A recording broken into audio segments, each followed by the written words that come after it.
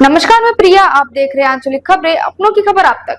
आइए नजर डालते हैं दिन भर की बड़ी खबर पर। मुख्यमंत्री योगी आदित्यनाथ ने कहा, मेला उत्तर प्रदेश की अर्थव्यवस्था को मजबूती देगा। महाकुंभ 2025, श्रद्धालुओं की भीड़ ने तोड़े सभी रिकॉर्ड। सुरक्षा में सुधार। कुंभ मेला 2025, 60 करोड़ श्रद्धालुओं का ऐतिहासिक आगमन। प्रशासन की सुरक्षा चुनौती। बक्सर से 275 किलोमीटर मोटर बोट से पहुंचे श्रद्धालु।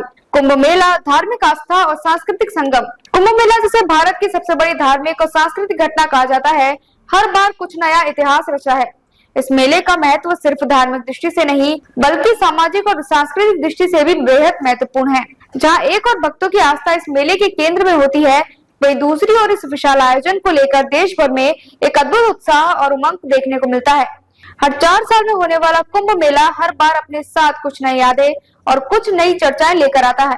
पहले कुंभ में शाही स्नान के दौरान ही भक्तों की बड़ी तादाद प्रयागराज में देखी जाती रही। फिर वीकेंड के आसपास ये संख्या अचानक से बढ़ती दिखती रही। लेकिन धीरे धीरे जब सारे कीर्तिमान किनारे होने लगे, तो फिर क्या वीकेंड और क्या हफ्ते के बीच का दिन, रोज 1.5 करोड़ से ज्यादा लोग कुंभ पहुंचने लगे। इस स्थिति ने प्रशासन और सुरक्षा व्यवस्था के लिए कई चुनौतियां खड़ी कर दी। जहां एक ओर श्रद्धालु इस आस्था के आयोजन में शामिल होने के लिए उमड़ रहे थे, वहीं दूसरी ओर प्रशासन को इन भक्तों की सुरक्षा और सुविधा सुनिश्चित करने के लिए दिन रात की मेहनत करनी पड़ रही थी। सुरक्षा की चुनौतियां और समाधान। प्रयागराज के महाकुंभ क्षेत्र में आने वाले श्रद्धालुओं के लिए प्रयागराज के कुंभ मेला क्षेत्र में आने वाले श्रद्धालुओं के एक सैलाब के बीच सुरक्षा और अन्य आवश्यक व्यवस्थाएं एक बड़ी चुनौती बन जाती है। शहर में भारी भीड़, जाम और व्यवस्था की गड़बड़ी प्रशासन के लिए हर पल नई समस्या खड़ी करती रही है। इसके बावजूद प्रशासन ने समय रहते सुरक्षा के इंतजामों में सुधार किया, जिससे इस बार की स्थिति थोड़ी बेहतर रही। सरकार ने लाखों पुलिस अधिकारियों, सुरक्षा कर्मियों और प्रशासनिक कर्मचारियों की तैनाती की थी। इसके साथ ही उन्होंने ट्रैफिक और जाम की स्थिति को संभालने के लिए नए रास्ते बनाए, जिससे लोगों को कुंभ क्षेत्र तक पहुँचने में सुविधा हो। फिर बक्सर में आई खबर ने सबको चौंका दिया। वह रास्ते जाम थे, ट्रेनें फुल थी और रास्तों में जाम की स्थिति बहुत गंभीर हो गई थी। ऐसे में कुछ लोग मोटर बोट से 275 किलोमीटर का सफर तय करके महाकुंभ तक पहुंच गए। ये कहानी उन भक्तों की थी जो किसी भी हाल में अपनी धार्मिक यात्रा को पूरा करने के लिए प्रतिबद्ध थे। उन्होंने संगम में डुबकी लगाई। महाकुंभ को 36 दिन पूरे हो चुके हैं। जहाँ उत्तर प्रदेश के मुख्यमंत्री योगी आदित्यनाथ ने कहा था कि कुंभ में 40 करोड़ लोग आएंगे, वहाँ अब तक 53 करोड़ से ज्यादा लोग संगम आकर स्नान कर चुके हैं। इस आंकड़े ने कई रिकॉर्ड तोड़े हैं। मुख्यमंत्री का अगला अनुमान 60 करोड़ लोगों का था। अगर इस गति से भक्त आते रहे तो ये संख्या जल्द ही 70 करोड़ तक पहुंचने की संभावना थी। एक और जहां प्रशासन इन आंकड़ों के आधार पर बेहतर व्यवस्था की उम्मीद कर रहा था, वहीं दूसरी ओर कुछ राजनीतिक दल और विपक्षी नेता इस बारे में सवाल उठा रहे थे। उनका कहना था कि अगर कुंभ में आयोजन में समय रहते व्यवस्था को बेहतर बनाया गया होता तो और भी लोग इस पवित्र स्नान का लाभ उठा सकते थे। धार्मिक आस्था और राजनीति का संगम। कुंभ मेला एक अद्वितीय धार्मिक घटना है, जिसमें न केवल भारत से बल्कि दुनिया भर से लोग आते हैं। इसके आयोजन से जुड़े आयोजकों और प्रशासनिक अधिकारियों के लिए यह किसी चुनौती से कम नहीं होता। वे इस विशाल आयोजन के दौरान आने वाले भीड़ को संभालने के लिए निरंतर योजनाएं बनाते रहते हैं। लेकिन इस बार के कुंभ में एक नया मोड़ आया। सियासत और धार्मिक आस्था का संगम इस बार कुछ ज्यादा ही तेज था। मुख्यमंत्री योगी आदित्यनाथ ने इस कुंभ मेले को लेकर लगातार दावे किए कि कुंभ मेले के माध्यम से उत्तर प्रदेश और देश की अर्थव्यवस्था को भी एक बड़ा झटका लगेगा। उनका मानना था कि अगर कुंभ में आने वाले श्रद्धालुओं को अच्छे तरीके से संभाल लिया जाता तो ये पूरे देश के लिए एक बड़ी आर्थिक अवसर बन सकता था। हालांकि विपक्ष ने इस पर सवाल उठाए। उनका कहना था कि कुंभ के आयोजन में अर्थव्यवस्था की वजह से लाखों लोग इस पवित्र स्नान से वंचित रह गए।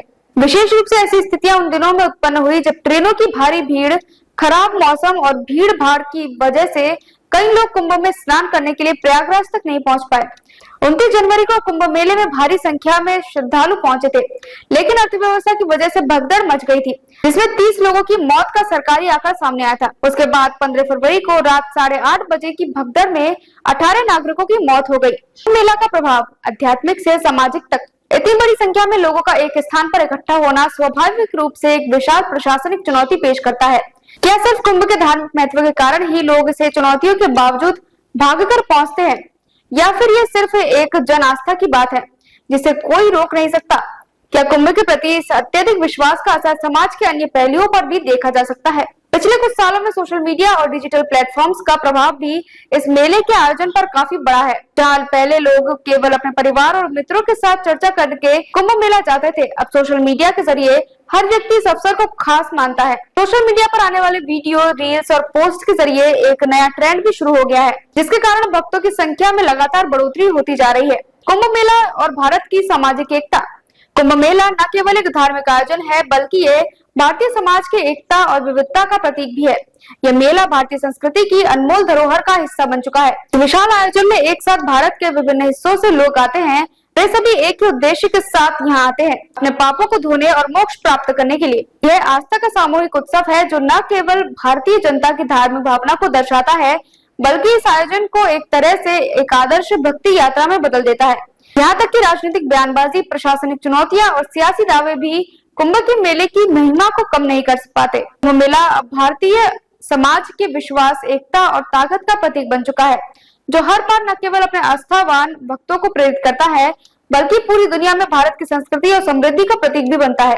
कुंभ मेला समृद्धि की ओर एक कदम। अंत में यह कहना गलत नहीं होगा कि कुंभ मेला अब सिर्फ एक धार्मिक आयोजन नहीं रहा, बल्कि एक ऐसा आंदोलन बन चुका है जिसमें देश की आधी आबादी अपनी आस्था की शक्ति का प्रमाण देती है। चाहे लोगों को कितनी भी कठिनाई का सामना क्यों ना करना पड़े, उनका उद्देश्य केवल एक ही होता है, संगम में स्नान करना और जीवन को शुद्ध करना।